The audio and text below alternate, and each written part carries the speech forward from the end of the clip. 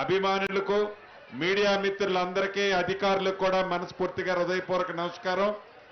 తెలంగాణ రాష్ట్రంలో పేదోడి ప్రభుత్వం వచ్చి ఇప్పటికి 7 నెలలు పూర్తయి 8వ నెలను ఈ మధ్యనే అడుగు పెట్టాం.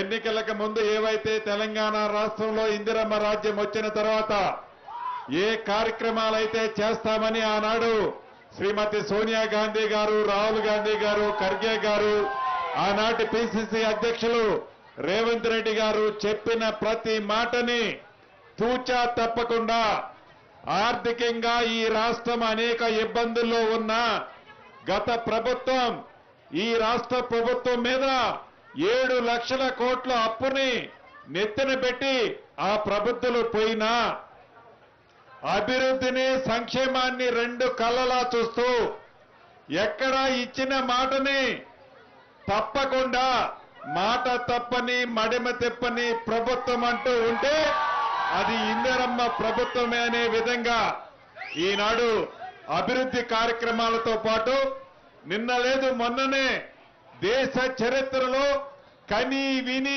ఎరగని రీతిలో 31,000 కోట్ల రూపాయలని రైతన్నల రుణమాఫీ చేసిన ప్రభుత్వం రేవంత్ రెడ్డి అన్న ప్రభుత్వం.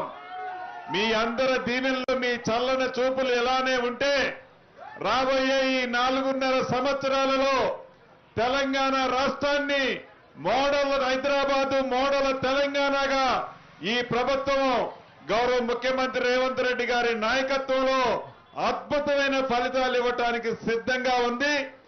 గత ప్రభుత్వ పెద్దలు మాటలు చెప్పారు. ఈ పేదోడి ప్రభుత్వం చేతలతో మీ అభిమానాన్ని చూరగొనడానికి సిద్ధంగా ఉందని తెలుపుతూ ఈ అవకాశం ఇచ్చిన మీ అందరికీ మరొక్కసారి కృతజ్ఞతలు.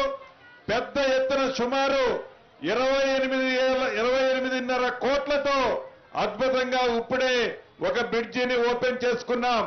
రాబోయే కొద్ది రోజుల్లో సుమారు 55 లింక్ రోడ్లు సుమారు 1,500 కోట్ల రూపాయలతో అవి కూడా శంకుస్థాపన గౌరవ ముఖ్యమంత్రి రేవంత్ రెడ్డి గారి చేతుల మీదుగా చేసుకోబోతున్నాం.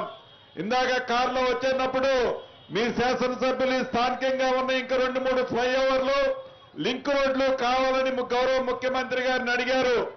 తప్పకుండా చేద్దామని గౌరవ ముఖ్యమంత్రి గారు కూడా హామీ ఇచ్చారు. వారు మాట్లాడేటప్పుడు మీ ఎమ్మెల్యే గారు అడిగిన ప్రతి అంశాన్ని మీ ముందు చెప్పబోతారు. భవిష్యత్తులో మీ ప్రేమ అభిమానం ఈ ప్రభుత్వానికి గౌరవ ముఖ్యమంత్రి రేవంత్ రెడ్డి గారికి ఇదే రకంగా ఉండే విధంగా మీ దీవెనలు ఉండాలని కోరుకుంటూ మీ అందరి దగ్గర సెలవు తీసుకుంటున్నానన్న. Thank you very much. ధన్యవాదాలు సార్.